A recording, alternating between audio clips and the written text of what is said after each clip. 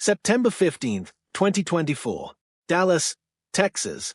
The clock is bleeding down, the scoreboard is screaming, and a 22-year-old rookie refuses to let the moment slip through her fingers. She pulls up. She lets it fly. 35 points. 110 to 109. And in that single, electric instant, the basketball world understands that Caitlin Clark is not a phenomenon they're merely watching, she's a storm they're going to have to live inside of. But to understand how she got to that moment, you have to go back further. Back to Iowa, where a kid from Des Moines did something no player in the history of college basketball, not a man, not a woman, ever had done before her. She became the all-time leading scorer in NCAA Division I history.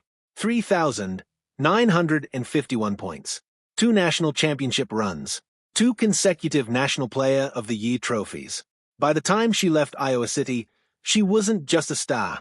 She was a seismic event, and the entire sport braced for the aftershock. Then came the WNBA draft. First overall pick. The most anticipated debut the league had ever seen. Expectations this heavy have crushed careers before they even began. Instead, Clark did the opposite.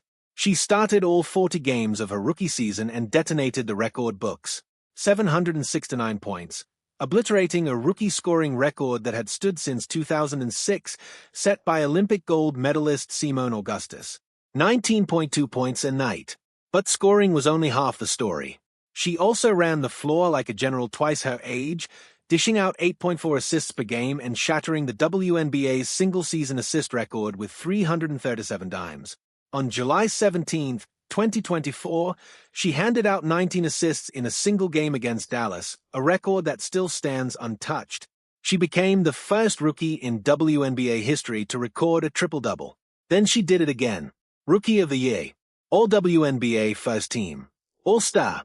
It was a debut season so overwhelming, so record-shattering, that fans began to wonder, quietly, nervously, what happens when this kind of pressure, this kind of physical toll, catches up to her? They didn't have to wait long to find out. 2025 arrived, and with it came a different kind of story, one written not in highlight reels, but in medical reports.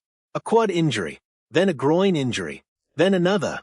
The games missed piled up, 1, 5, 11, 17. The fever, a team built around her gravity, had to learn how to survive without their son. Clark was limited to just 13 appearances the entire season. 13 games, out of 44. And yet, even sidelined, even in street clothes on the bench with a towel over her head fighting back tears, her impact refused to dim. Fans cast a record 1,293,526 All-Star votes for a woman who couldn't even suit up to play the full slate of games. She was voted an All-Star captain anyway. That's not just popularity. That's a form of gravity that injury cannot touch. But here's the question that hung over every headline, every anxious fan, every conversation in every arena she visited. Was this it? Was the rookie miracle already fading into a cautionary tale? Had the storm passed before it ever truly arrived? Then, 2026 happened. And the answer came back louder than ever. Healthy again. Finally, fully healthy. Clark didn't just return to form. She refined it. 21.2 points a night. 43% shooting from the field. 8.2 assists. 4 rebounds. The numbers tell you she's better than the rookie who broke records in 2024. The eye test tells you something even more dangerous for the rest of the league. She's just getting started. And then, in March of 2026, something happened that changed the entire trajectory of her story. She wasn't picked for the gold medal roster that swept through Paris in 2024. She watched that triumph from the outside. But this time, Caitlin Clark suited up for Team USA on the senior international stage for the very first time at the FIBA Women's World Cup qualifying tournament in Puerto Rico. Her debut, 17 points, 12 assists, in 110 to 4-6 annihilation of Senegal. She didn't stop there.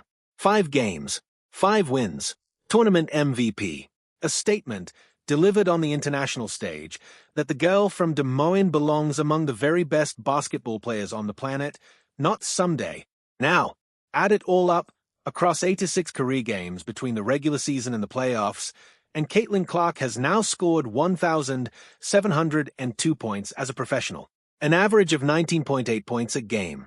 And every one of those points has been earned through a career defined not by an uninterrupted rise, but by something far more compelling, a fall and a fight back up. Because this is a story about survival as much as it's a story about scoring.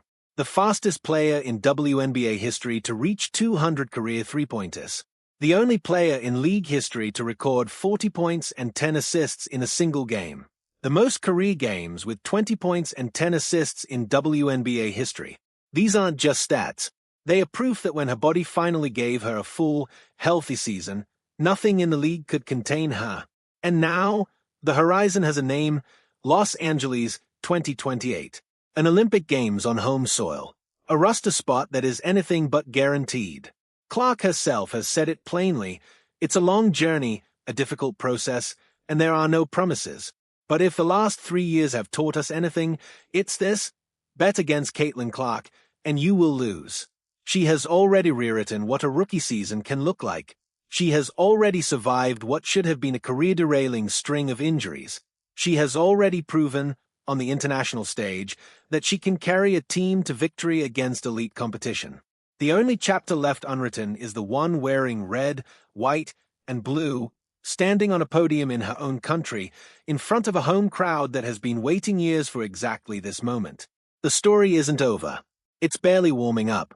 And if you thought the rookie who broke every record in sight was must-watch basketball, wait until you see what happens when that same player, finally healthy, finally seasoned, finally hungry for gold, steps onto the biggest stage the sport has ever offered her. Caitlin Clark isn't chasing history anymore. At this point, history is chasing her.